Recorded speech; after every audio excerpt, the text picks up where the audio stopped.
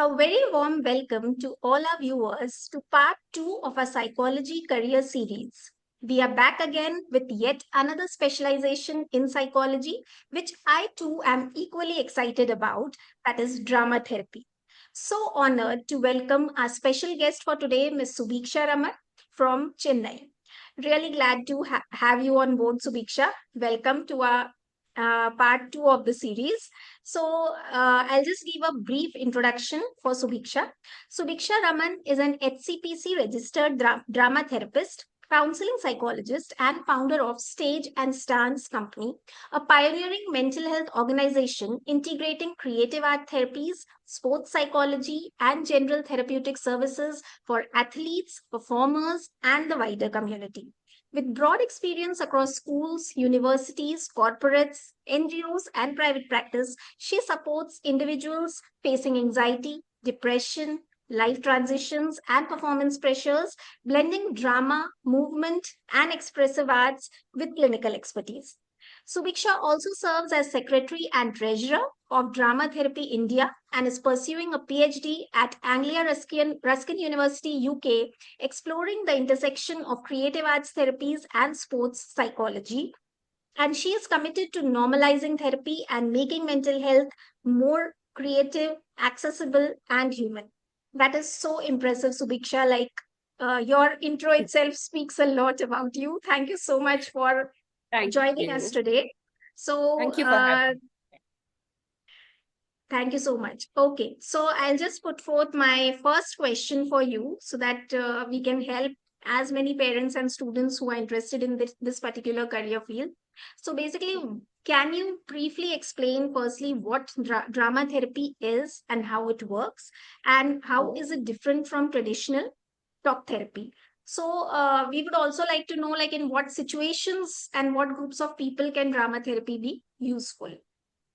That's a fantastic start to a lovely conversation. So, thank you, first of all, for having me. I'll jump right into your questions.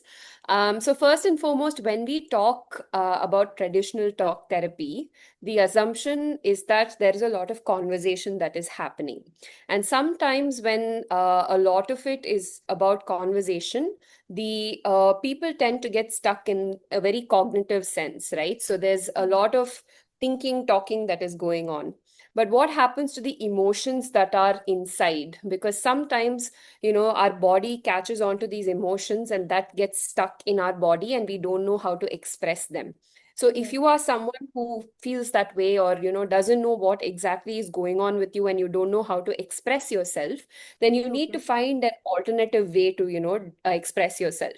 And Mm-hmm. that's where creative arts therapies like drama therapy come in handy, because the entire thing is built around how creative and embodied and experiential it is, in the sense Mm-hmm. that there is a lot of creative activities that we use, like in drama therapy particularly, techniques like Okay. role playing or character building or improv, right? Improvisation, yeah, sorry. Okay. These are things that we use to help the person express themselves better, and Yes. give them a different perspective, because sometimes you need to see it in a particular distance to be able to understand, oh, this is the problem, because it goes from first person to third person. So you're able Mm-hmm. to actually see what the issue is, and find a different perspective, which will help you gain a different understanding of what exactly you're going through. Yeah. So in a nutshell, this is what creative arts therapies like drama therapy do.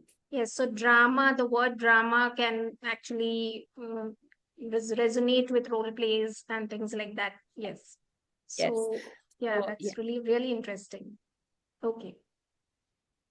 And In the sorry, I think I missed out the question about where we can use these things. So, see, yeah. drama therapy, because it is very embodied and experiential, it is Mm-hmm. not restricted to a particular population. It can be used for all age groups. I have worked personally with age groups from 4 to 60. So, it can be Okay. used for anyone. and across settings like schools, colleges, NGOs, that personally where I have worked, you read out in my Yeah. introduction. Yes. You can even use them in the prison system, the healthcare, all sorts of settings to help people, because it's just Mm-hmm. an alternative way to express oneself. So there's no restriction as to where it can be used and who it can be used with. Okay, okay, that's really great. Okay. Yes. So, if a student wants to actually become a drama therapist in India, what would be the educational part, and Yeah. any specific courses or certifications in India or abroad also? Like, if you could list out a few of them. Sure. So currently, there drama therapy and creative arts therapies, like the other music therapy, art therapy, they are all emerging fields in India. So there are Yeah. no particular master's programs that are available in the Indian context, right? Okay. But there are universities abroad in the US, the UK, and Australia, all Mm-hmm. which offer a very rigorous master's program where you have to not just learn the theory, but also practice and also be supervised when Yeah. Yeah. you're undergoing the training. So once you finish Okay. those master's programs, you have to register with a particular organization, like a licensing body, which allows you to practice in those countries. We still don't have that here in India, but Mm. we are working towards it. In Okay. India, currently, there are three programs that offer creative arts therapies or expressive arts therapies diplomas, under Acha. which drama therapy also comes. So these programs are available at St. Xavier's in Mumbai. There Yeah. is Vimhans in Delhi, and there is Okay. Smart in Bangalore. So they offer expressive arts therapies diplomas. Okay, okay. So there are diploma courses. Okay. That means they are not Yes, proper that's degree right. courses, but they are, at least you can get an idea as to how the Yeah. thing goes Yeah. about. Yeah. Yeah, so these are, held by colleagues of mine who have completed their masters in drama therapy and have been practicing in the field for a very long time. They are professors on these courses as well. Mm-hmm. So they are very well-rounded in the sense, it's like I said, like the master's course, you have theory, practice, and supervision. They also Yes. have that in these courses, but it's just that those are masters and these are diploma programs. Okay, okay. That's nice to know. And I hope that soon India would also be definitely launching a few the degree courses as well for students as it gains more Working towards. popularity. Yeah. Yes, we are working towards it. Yes. Yes, yes. Okay, so apart from a psychology background, what are the special skills which one needs to succeed in this particular field? So, to be completely honest, I was someone who did my undergrad in chemistry and then moved on to psychology. So I did chemistry and Oh, then moved to counseling psychology because I had a couple of, papers in my undergrad. okay.